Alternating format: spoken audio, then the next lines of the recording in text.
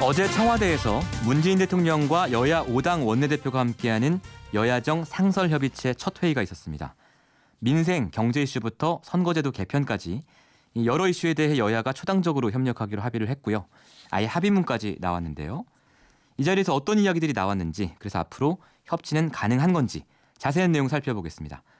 어제 여야정 상설협의체에 참여한 김관영 바른미래당 원내대표 연결합니다. 대표님 안녕하세요. 네, 안녕하세요. 김관영입니다. 네. 어제 여야정 상설협의체 첫 회동이었잖아요. 예. 좀 어땠습니까? 분위기나 이런 게요? 네, 분위기 괜찮았고요. 예. 뭐 어쨌든지 여야정 상설협의체 첫 회의이고 예. 또 분기별로 1회씩 개최하기로 지난 8월에 합의를 했는데 네네. 그 약속대로 예. 이제 분기 한 번씩 열리면서 첫 번째 회의에서 나름의 어느 정도의 성과를 거뒀기 때문에 네네. 뭐 한 술에 배부를 수는 없지만 네. 그래도 상당한 성과가 있었다고 아. 생각합니다. 예. 성과가 있었다고 보시는군요. 성과가 있었던 거죠. 어쨌든지 뭐 대통령께서도 네. 야당의 진솔한 목소리를 들을 수 있는 기회가 되었던 거고요. 예. 또 야당 입장에서도 또 이 국민들의 목소리를 대통령께 진솔하게 네. 말씀을 드릴 수가 있었고요. 네. 또 여야가 같이 모여서 나름의 공통적인 점을 찾아내면서 최종적으로 합의에 네. 몇 가지라도 이렇게 이르렀기 때문에 예. 뭐 출발은 뭐 그렇게 나쁘진 않았다고 봅니다. 대표님 근데 어제 합의문을 보니까요. 예. 이 끝맺은 말이 너무 예. 노력한다. 뭐 이런 말이 많더라고요. 그래서 예. 이게 구체적인 성과가 나온 건가 이런 생각이 좀 들긴 하던데요. 대표님께서 생각하시는 구체적인 성과는 어떤 부분인가요?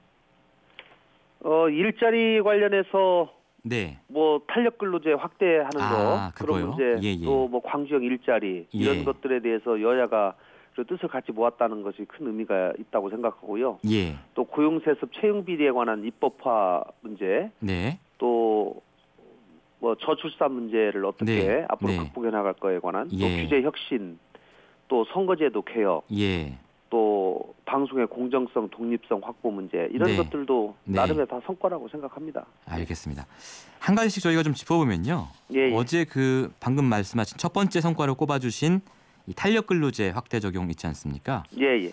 이게 그러니까 주당 52시간 노동인데 뭐 예를 들어서 단위를 10주에 520시간 뭐 이런 식으로 정해서 그 안에서 520시간만 지키면 된다. 뭐 이런 얘기지 않습니까? 예, 맞습니다. 네, 지금은 이제 3개월로 돼 있는 거를 뭐 6개월이나 1년으로 늘리겠다. 뭐 이런 얘기 같은데요. 예, 맞습니다. 정의당에서는 근데 굉장히 이제 반대하는 입장을 나타냈어요. 예, 정의당은 아무래도 노총의 입장을 반영을 하다 보니까 그렇게 얘기를 나온 것 같은데요. 예, 사실은 이제 뭐 이것이 갑자기 어제 가가지고 이렇게 합의를 한 것은 아니고 이제 청와대에서 회동하면 사실은 한 일주일 전부터 계속 협상을 합니다. 협상을 하고 물밑 작업을 하는데 이제 물밑 작업의 그 카운터파트는 원내 교섭단체가 될 수밖에 없거든요. 그러니까 원내 교섭단체들은 사실은 거의 매일 만나다시피 했습니다. 그랬군요. 그리고 원내 교섭단체의 3당 원내대표들이 뭐 여기 3당 합치면은 거의 뭐 의석이 약 뭐 270석 정도 되죠. 그렇죠. 이 3당 원내대표가 수차례 만나서 의논을 해서 나름의 이런 결론을 낸 것이고요.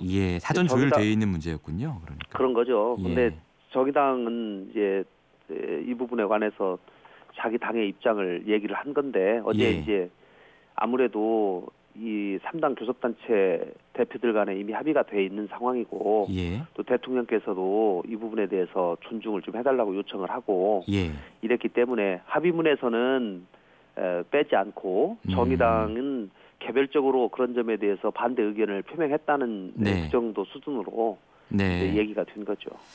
알겠습니다. 이 저출산 문제 두 번째로 꼽아주신 저출산 문제랑 관련해서는 가장 눈에 띄는 게 이제 아동수당법입니다. 이게 뭐 자유한국당에서도 지금 전향적인 입장을 내놓고 있어서 뭐 신속히 개정이 될 것도 같은데요. 어떻게 바로 개정이 가능할까요? 이건 올해 꼭 해야죠. 12월 가기 전에. 내년부터 지급하려면요? 그래서 두 가지입니다. 아동수당은 지금 현재 90%만 지급하고 있는 것을 100%로 전체 다 지급하는 문제가 하나가 있고요. 지금 다른 하나는 아동수당이 만 6세까지 지급하도록 되어 있는데 예. 이것을 자유한국당에서는 12세까지로 늘리자라고 하고 있습니다. 네. 그래서 다만 6세까지 지급되던 현재의 제도를 12세까지 늘리려고 하면 예. 비용이 굉장히 그렇겠죠. 배로 들지 않겠습니까? 네네네. 거기에 더하여서 자유한국당은 아동수당도 현재 10만 원인 것을 30만 원으로 늘리자고 하고 있어요. 당장 내년에요?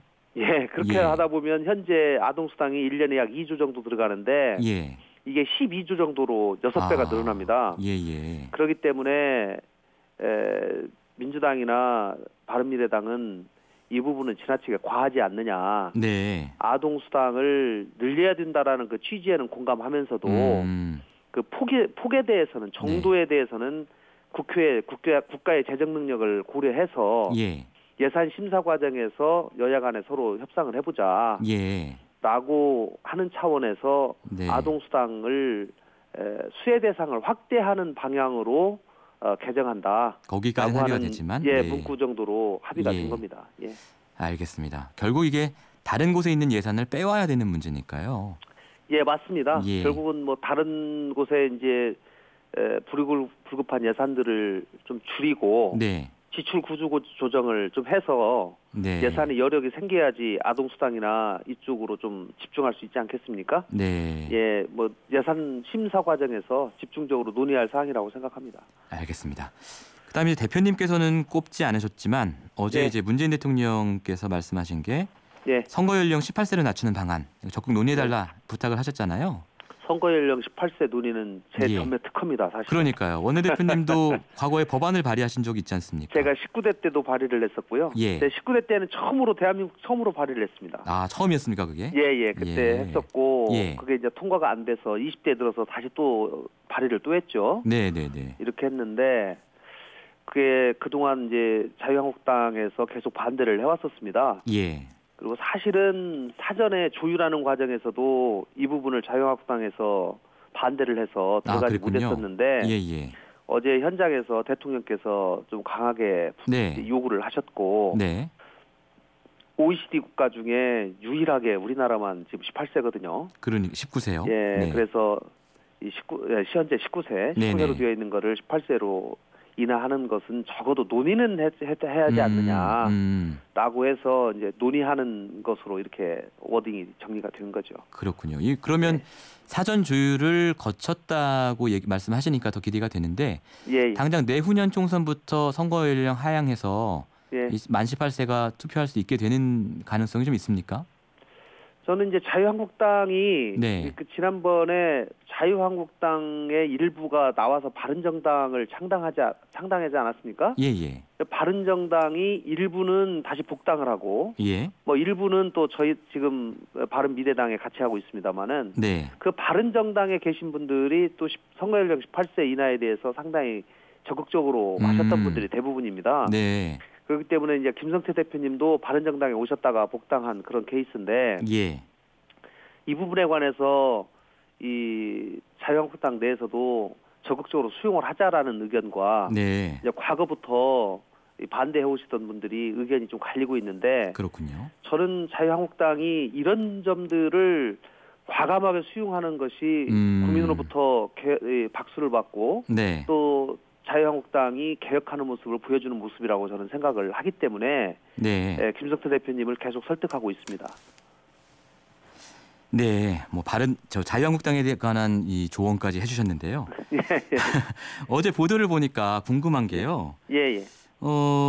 대표님께서 봉투에 뭔가를 담아서 문재인 대통령한테 주셨다고 보도가 나왔어요. 그 내용을 가지고 이제 경제 투톱을 교체해달라 이런 메시지가 담겨 있다. 이런 얘기까지 나왔는데요.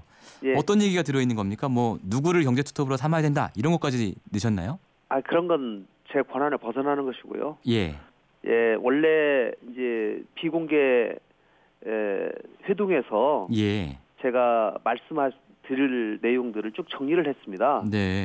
경제 관련 문제, 또 정치 개혁에 관한 문제, 뭐 주로 선거제도죠. 그다음에 민주주의에 관한 방송 공정성 확보 문제, 채용 비리 문제, 또 낙하산 인사가 사실은 문재인 정부 들어서 과거 네. 박근혜 정부보다 사실 더 심각합니다.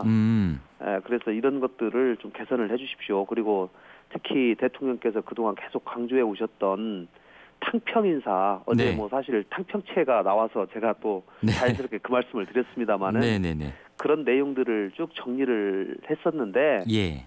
아무래도 여러 대표님들이 말씀을 하시다 보니까 제가 준비해간 내용을 다 말씀을 못 드렸습니다. 그래서 그래서 예. 정리해간 것을 대통령께 네. 봉투로 전해드리고 네. 꼭 좀 읽어보시라고 말씀을 네. 드린 상황이죠.